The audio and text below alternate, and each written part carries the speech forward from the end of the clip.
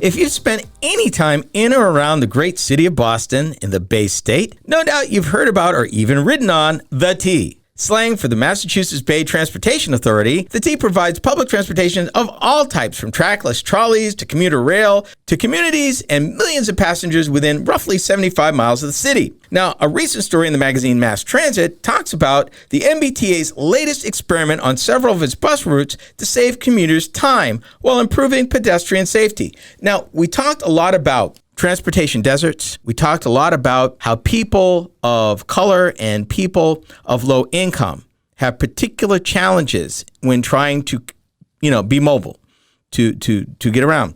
The MBTA chose this particular neighborhood for that reason, and I've actually been there. Now, I'm going to read this, and then I'm going to explain a few things, because at first you're like, that's no big deal, but it is.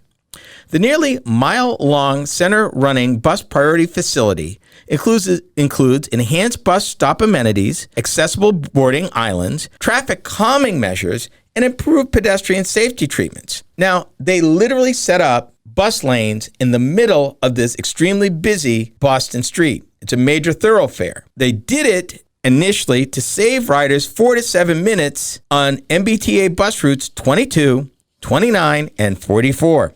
Now, why these? Couple of reasons. One, ridership for those routes, which travel through the project corridor, were well above system averages. Two, installing bus lanes in the middle of Columbus Avenue allows for faster, more reliable service compared to curbside running bus lanes by decreasing the likelihood that buses will be delayed by traffic, slowed down by turning cars, or stuck behind double parked vehicles, which in Boston is a big deal.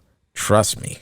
But the one big thing that struck me when they were looking at this project, I want to read it verbatim, because they looked at important accessibility improvements. Important accessibility improvements included bus stop boarding platforms with large digital panels dedicated to real-time information, which also, believe it or not, included an audio component, allowing for the achievement of both visual and audio equivalency for riders with no or low vision and or who are hard of hearing, which is a first for the MBTA bus network. The reason why they chose this area for the project, and this is important, it is a critical part of making it easier for riders to access workforce opportunities, educational and critical services in the months and years to come as the region recovers, because these particular routes, these 3 routes, serve some of the highest rates of low income and minority riders within the entire MBTA system. Now, you wouldn't think that 1 mile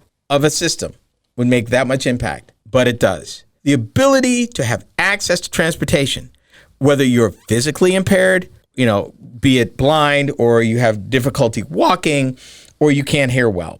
And this particular project addresses all of that. And they said it's the first of a number of projects that they will be introducing throughout the MBTA system.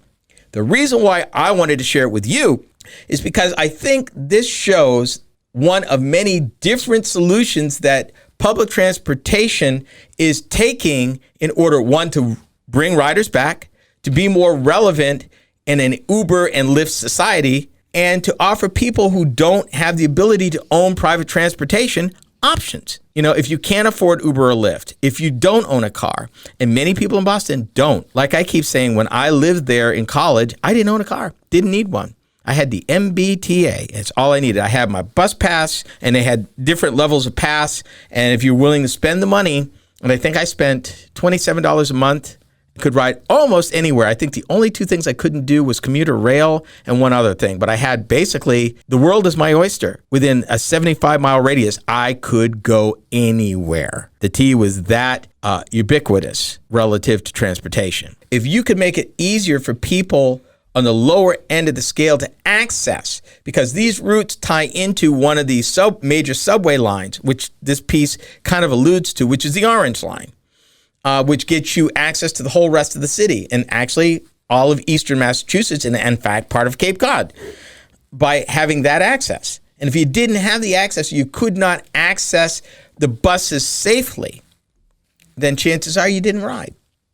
But here you go. Yeah, more of this, please. Yes, absolutely. Now, This project is a key component of the T's Rapid Response Bus Lane program, which is a major initiative to improve bus service, which started last year in the wake of the pandemic, and the Cities of Boston Healthy Streets Initiative, in an effort to respond to COVID-19 crisis by doubling down on the city's Go Boston 2030 goals: equity, economic opportunity, and climate responsiveness.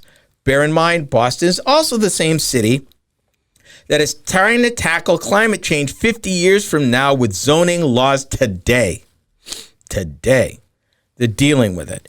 And the fact that Boston is looking at this money that's coming in for infrastructure from the recent infrastructure bill will only help, because we talked about these rapid bus lanes from all over. That's becoming more of a thing. There's a lot going on, and this for sure will not be the last innovative project that we talk about as we find them around the country. But we want to share with you because there are people looking for solutions. They're not just sitting there wringing their hands going, oh my, oh me, what are we going to do? You know, we've seen a lot of initiatives in Chicago, New York, to a lesser extent, Los Angeles, Seattle, Portland, even Beverly Hills. I think we talked about something once. And they don't always require millions, if not billions of dollars. Now, bear in mind, this particular project did cost about $14.3 million, and there was a lot that they had to do.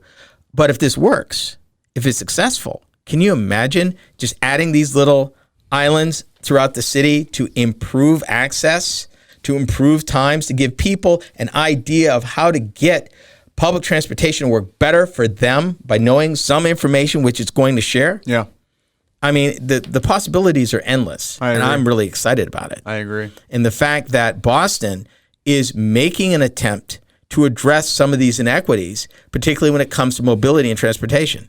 Yeah, like I said, I'd like to see more of it. Yeah, it doesn't always have to happen on the West Coast, people. Well, I mean, I'd say Northeast is the other one where it does happen a little bit more. Not nearly as much as it should. Yeah, of course not. But at least it's happening. Yeah. And that is the most important thing, that people are looking at these things, thinking about them, and trying to come up with some ways to resolve some of the problems. Yeah. You know, so my hat off to the MBTA. It's kind of a love-hate thing. They need a lot of money to modernize, and they're getting it now. So we'll see what happens in the years to come. We have come to the end of this program. Sure have. Be sure to join us again next time right here.